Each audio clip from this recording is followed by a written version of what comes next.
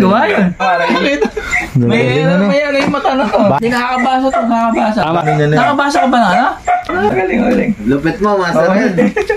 Oo, sir. Gagamitin natin yung imagination mo. Halimbawa, nananaginip ka. Pumunta ka sa mall. Siyempre, namimili ka.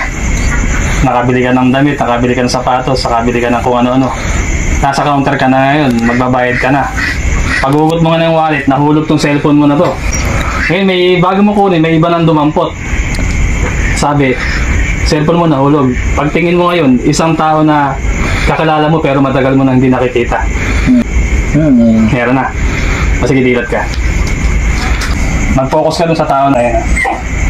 Matagal mo nang hindi nakikita, no? Oo, yeah. Parang nasa-sense ko lalaki. Oo. Imagine mo kailan letter pero huwag mong sasabihin sa amin ang pangalan. Maiksi lang yung pangalan. Oo. Isipin mo lang yung bit ng letter. Isa sa bawel yung bit ng letter. Wag kang magbibigay ng reaction, ha. A, E, I, O, U. Parang kumurapol sinabi ko yung I. And next time pag nakita mo si Ray, pakikumusta mo kami, ha. Ray, tama, Ray. May ano yung mata na to. Hindi nakakabasa to, nakakabasa. Nakakabasa ka ba na, ano? Gawa yun.